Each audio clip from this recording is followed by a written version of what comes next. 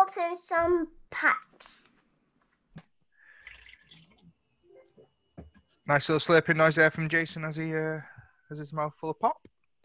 And we'd invite him back on to do some more card openings because he has pretty much supplied all the cards for these videos. So it's only right to do with him because he's the man with the knowledge, and you can see his beautiful background there. Look at all those cards there. Amazing. As fun if I was just thinking as I was organising this part, we're going to start off with the 1991 second series top stadium club cards. As I had these in my hand, which I think back as like, if I was a kid collecting these for the first time, which would I be the most excited to open? And I can't decide whether it's going to be the Donruss ones, just from feel alone, or the Tops ones. Because I think, I know it's like when you like if you get a CV from somebody and it's on really good quality paper and your fingertips touch it for the first time, you're like, oof, yes, this is good. I think if I was to pick these up off a shelf, I don't know, what do you think? Because with me now, I've got the 1990 score cards, the Donruss series ones, the Flair 91s, and my favourite ones because of the pictures, the studio ones and the Tops. Which were your favourite ones out of these to have a go at when you were younger, or was it a completely different set? I got a lot of the Donners there because Costco used to sell boxes of baseball cards, and so I ended up getting a lot of the Donners there. The Stadium Club ones, when they came out, were super expensive. They were going for around $4 or $5 a pack because they were on the first kind of high-end card for Tops. Yeah. So it all started with Upper Deck and doing their high-end card, and then every other company scrambled. So like the Flair Ultra was, again, their kind of first step into high-end cards as well. Cool. Right then, let's destroy some of these beautiful packs. Oh, I hate this bit. I said on one of the videos the other day that I was going to try and open these as carefully as possible and then just keep the wrappers. But I think I'll get my my backside whooped. It's funny. I've kept most of the wrappers from some of the packs of cards I've opened. Now I've opened so many now that I haven't kept any of them. But yeah, my wall over here has all my wrappers from all the original ones I'd opened. Nice. Well, I've started off with a checklist, 445 up to 500. That's not too bad. Again, nice glossy finishes. So there's a funny thing about checklists. Like they are some of the most valuable cards from the cards in, like, say, the 50s and 60s. Yeah. Because no one cared for them and everyone threw them away. No one wanted a checklist card. So it's really hard to find a checklist card in mint condition. Wow. Right. Well, I'll pick that one up off the floor. Yeah, it's not gonna. It's still worth about 5p these days. But when you're collecting Mickey Mantle cards, you didn't keep the checklist. No. I imagine. Oh, I'm just trying to separate these all because they're all still nicely connected. And my little club membership. Right then, let's see what we've got. Detroit Tigers, Lloyd Mosby. That's a good one. I've become quite aware of the positions on these now. Since I spoke to J-Ron, and he says that he looks at the cards for the mechanics of swings and for throwing movements and stuff. It's sort of added an extra layer to my liking of specific cards and players. That's a corker. So what I like about the Stadium Club cards, if you look on the back side, it has their rookie card in the back. Oh, yeah. 2 for 1. Lovely. So, yeah, nice. Like I said, he was a Blue Jay to me. I barely remember him as a Tiger. Yeah. And we've got Paul Faries, Faris. Yeah, your guess is as good as mine.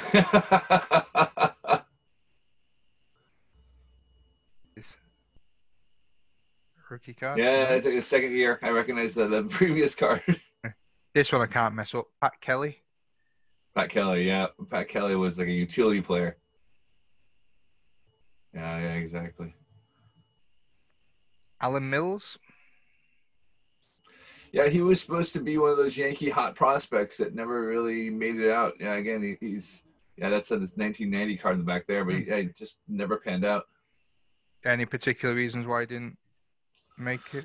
I don't remember. I was a big A's fan at that point in time, and then slowly becoming the big Mariners fan because Griffey was finally doing well enough that I could be, proud to be a Mariners fan. Yeah. Well, I've decided to go with Padres top today. Yeah, so I saw that. You got the Tony Gwynn top on. Willie McGee? So you probably don't know, Willie McGee won the NL MVP in 1984. Or was it 85? It was This is why 85. He won in won. 85. He batted like 360, had a bunch of home runs, and helped propel the Cardinals to the World Series that year. Cool. Tim Leary. Tim Leary, yeah. So that's obviously not the same Tim Leary who did a lot of acid in the 60s. John Smiley, who really isn't on the front or the back, is just looks like he wants somewhere completely different. Yeah, it was a left-handed pitcher for the Pirates who kind of anchored the Pirates back in the day. It was just your average third or fourth starter. Ken Oberkirkville. Oh, Oberfell, yeah. Yeah. Let me see. I think I have. Hold on, if I can find it real quick. I've got a Ken Oberfell card, and he's possibly one of my favorite cards. If I can find this really quick. Yeah. But he's got one of my favorite all-time cards.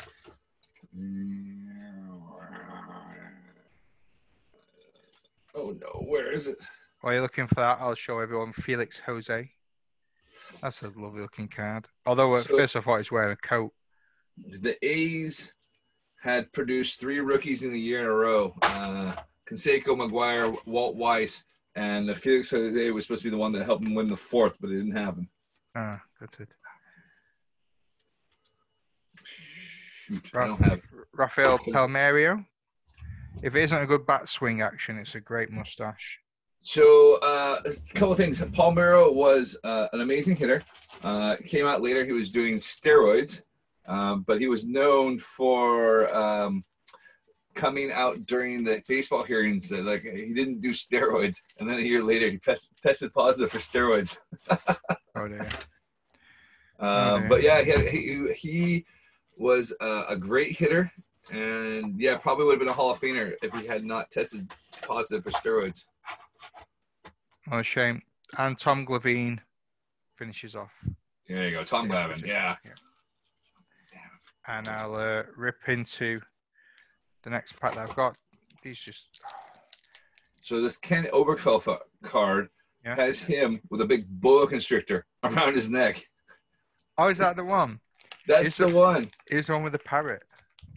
That's Steve Lake. That's in that 91 studio cards. So you. Cool. Oh, fingers crossed when it comes to them. That's gonna be a load of fun. That card's my favorite. Like I said, I can't believe I pulled it already. Damn it. Well. Herm Winningham. Yeah, he kind of bounced around to a few teams. He was your standard kind of fourth outfielder, third outfielder. Yeah. Thomas Howard. His Padres. Nah, that's not ringing a bell at all. No. Rookie card is also. That's a nice card. I don't know. Oh, here we go. Mike Felder. Yeah, I remember Mike Felder. I want to say he played for the Mariners briefly. Yeah. I think he was one of the many left fielders that played along with Ken Griffey Jr. for about a season. They're shut together. That was nearly embarrassing. Tom Bolton. Bolton. From, I think he was kind of a middle reliever. There's nothing special about Tom Bolton. Oh, look at him. I guess there's nothing special. Look away. He's on that little mustache. I would say the only thing special about that's the mustache. Although, and the warm-up top's pretty badass. He's kind of looking a bit like Officer Dewey from Scream. I don't mean that to rip on the way someone looks, especially not with what I've got going on here. Jeff Innes. Yeah, I remember him. Again, wasn't that great of a pitcher, but kind of stuck around. Another great mustache. Oh, and some chest hair ripping through in this one. Anthony Telford. Look at that. Man's man. Yeah, exactly. It's the mustache. I think that's the best part about these cards is the people's mustaches. I think that's what wins it. Hensley Mullins. So that's Sir Hensley Mullins. I do apologize. So he was knighted. Yeah, he was a coach for the Yankees for a long time, and Yeah. he's the head coach of the Netherlands baseball team, or involved with the Netherlands baseball team. Nice. So yeah, so he's actually Dutch, or I think he's from Curacao, so it gives him Dutch heritage in there. That's funny you say that, because I had somebody in the Netherlands buy oh God, what was it? He bought a Didi Gregorius shirt, and I sent him a bunch of Hensley Musin cards. And so I've been saving. Every time I find more of them, there's another one of him. And let's see, I got another one here. Yeah, I got another one. So I've been saving every time I see him, and I'm gonna go send him over there because he's a big fan of him. So it's a nice looking card. It looks like an absolute beast as well. Efrain Valdez. Yeah, he's another probably a lefty middle reliever. I said not much to say about him. Bars Stadium Club. Some nice little reading material there, which I'll probably never read, but I'll keep because, you know, they might be the most valuable thing in these. Glenallen Hill. Oh, they couldn't have picked a better picture than that. It looks like he's sliding into someone's ass. It's not bad. It's an action shot, like I said, you know, but it's kind of covered by the catcher. That's better. Yeah, it's better. It's a good action shot. It's just not the best angle for him. No. Mike Devereaux.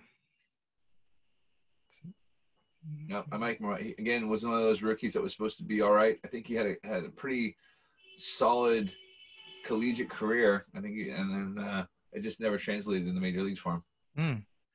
Ken Hill. Yeah, that's like a second-year card. I think it was pretty much a requirement in the 90s to have a mustache. Everyone's got a nice stash. I think if any of the baseball teams are on here, I know Liverpool Trojans did a couple. They were really good fun. I think I'd have to go and have the mustache for my card. Just for the photo. It's got to be done. And the last one, Juan Agosto. Juan Agosto, yeah. Again, I think he was a pretty decent pitcher during the 80s. Yeah, see, that's his 84 tops. And then, just kind of bounced around everywhere. Awesome. Jason, thank you very much. That completes the Top Stadium Club 1991 series, second series, I should say. And I'll see you for the next one.